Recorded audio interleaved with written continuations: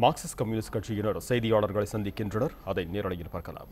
தொகுதிகளிலேயும் திராவிட முன்னேற்றக் கழக தலைமையில் அமைந்திருக்கிற அந்த கூட்டணி மகத்தான வெற்றி பெறுவதற்கும் மார்க்சிஸ்ட் கம்யூனிஸ்ட் கட்சியின் சார்பில் போட்டியிடுகிற வேட்பாளர்கள் வெற்றி பெறுவதற்கும் ஊடக நண்பர்கள், பத்திரிகையாளர்கள் தொடர்ந்து உங்களுடைய பேராதரவினை அளிக்க வேண்டும் என்று முதலிலேயே நான் வேண்டிக் கொள்கிறேன். அதேபோல் உங்களுடைய நிறுவனங்கள், உங்களுடைய ஆசிரியர்கள் அத்துணை பேரும் எங்களுக்கு மிகுந்த ஒத்துழைப்பு தர வேண்டும் என்று உங்களை பணிவன்போடு கேட்டுக்கொள்ள விரும்புகிறேன். அடுத்து, மார்க்சிஸ்ட் கம்யூனிஸ்ட் கட்சியினுடைய மாநில குழு கூட்டம் நேற்று காலை சென்னையிலே நடைபெற்றது. அதில் 2 முக்கியமான தீர்மானங்கள் நிறைவேற்றியிருக்கிறோம். எழுத்துப்பூர்வமாக உங்கள் கையில் கொடுக்க இருக்கிறாங்க. ஒன்று, இந்த 40 தொகுதிகளிலேயும் 18 இடைத்தேர்தல் நடக்கிற சட்டமன்ற தொகுதிகளிலேயும் மகத்தான வெற்றியை திராவிட முன்னேற்றக் கழக தலைமையில் இருக்கிற கூட்டணிக்கு வாக்களித்து வெற்றி பெற செய்ய வேண்டும். அதன் மூலம் ஒரு புதிய இந்தியா, ஒரு புதிய தமிழகத்தை உருவாக்குவதற்கு ஒரு பேராதரவு தர வேண்டும், வாய்ப்பளிக்க வேண்டும் என்று தமிழக வாக்காளர்களுக்கு வேண்டுகோள் விடுக்கிற ஒரு தீர்மானத்தை எங்களுடைய மாநில குழு நிறைவேற்றியிருக்கிறது.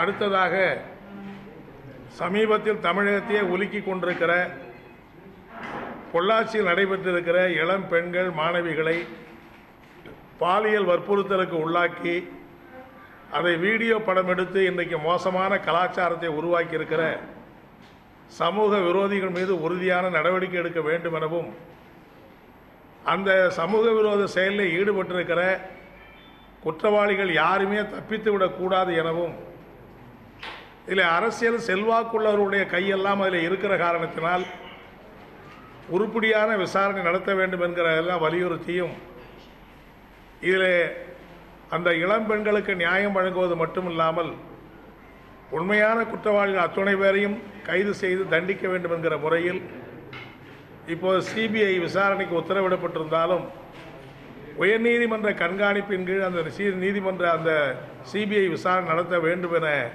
மார்க்சிஸ்ட் கம்யூனிஸ்ட் கட்சியின் சார்பில் கோரி இன்னொரு தீர்மானத்தையும் நாங்கள் நிறைவேற்றியிருக்கிறோம். இன்னும் அதில் சுட்டிக்காட்ட விரும்புவது, இவ்வளோ பெரிய சம்பவம் நடைபெற்ற பிறகும் கூட இன்னும் நம்முடைய முதலமைச்சர் அவருடைய திருவாய் மலர்ந்து இப்படிப்பட்ட சம்பவத்தை பற்றி எதுவுமே சொல்லாமல் இருப்பது வன்மையான கண்டனத்துக்குரியது.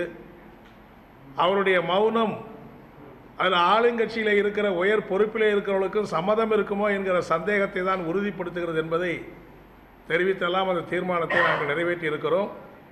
இன்றைக்கு இந்த அநியாயத்தை கண்டித்து தமிழகத்தில் இருக்கிற இளைஞர்கள், மாணவர்கள், மாணவிகள் மிகப்பெரிய போராட்டங்களை நடத்தியிருக்கிறார்கள். இந்த அக்கிரமத்தை கண்டித்து பொதுமக்களும் தங்களுடைய குரல் எழுப்ப வேண்டும் என நாங்கள் கேட்டுக்கொண்டிருக்கிற தீர்மானமும் நிறைவேற்றப்பட்டிருக்கிறது. மூன்றாவதாக, நாங்கள் போட்டியிடக்கூடிய 2 தொகுதிகளுடைய வேட்பாளர்களை வழக்கமாக எங்களுடைய கட்சியுடைய மாநில குழு தான் இறுதி செய்யும்.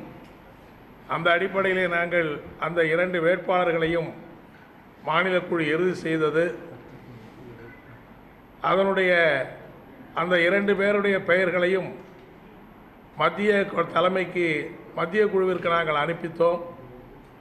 இன்று காலை எங்களுடைய கட்சியுடைய அகில இந்திய பொதுச் செயலாளர், நீங்கள் தேர்வு செய்யப்பட்டிருக்கிற வேட்பாளர்களுக்கு மத்திய குழு ஒப்புதல் வழங்குகிறது என்பதோடு நாளை வெளியிடக்கூடிய, இந்தியா முழுவதும் வெளியிடக்கூடிய பட்டியலோடு அந்த பட்டியலும் சேர்ந்து வெளியிடப்படும் என்கிற தகவலையும் தெரிவித்திருக்கிறார் என்பதை இந்த நேரத்தில் தெரிவித்துக்கொண்டு, அந்த 2 வேட்பாளர்களை பொறுத்தவரையில் கோயமுத்தூர் நாடாளுமன்ற தொகுதியில் போட்டியிடுவதற்கு கோயமுத்தூர் தொகுதியினுடைய முன்னாள் நாடாளுமன்ற உறுப்பினராக பணியாற்றி மார்க்சிஸ்ட் கம்யூனிஸ்ட் கட்சியிலே கடந்த 45-50 ஆண்டுகளுக்கு மேலே பணியாற்றி வருகிற தோழர் PR நடராஜன் அவர்கள் கோவை நாடாளுமன்ற தொகுதியினுடைய வேட்பாளராகவும், அதேபோல மதுரை நாடாளுமன்ற தொகுதி வேட்பாளராக தமிழ் மொழிக்காக, தமிழ் பண்பாடு கலாச்சாரத்துக்காக தொடர்ந்து குரல் எழுப்பி வருகிறவர்.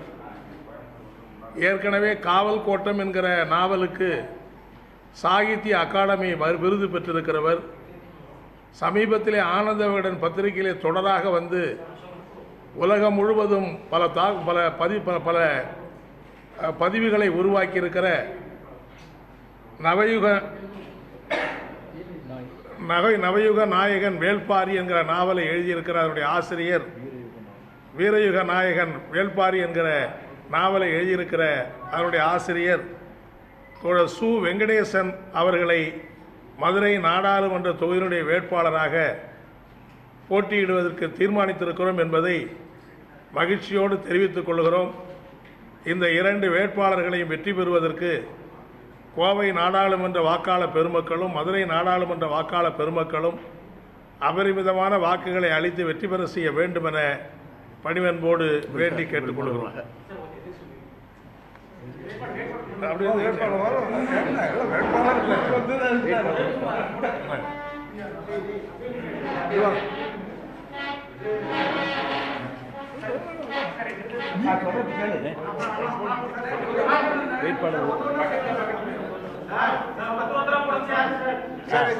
நீங்க போடுங்க.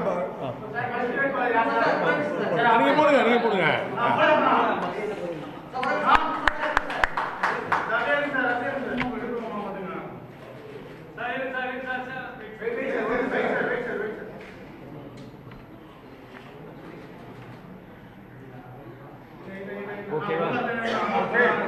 சரி.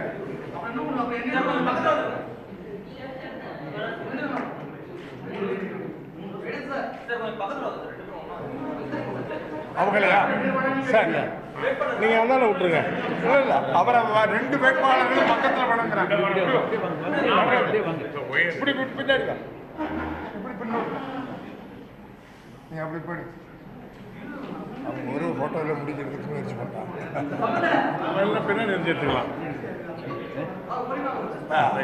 அவ்வளோதான், 2 பேரும் என்னாச்சு?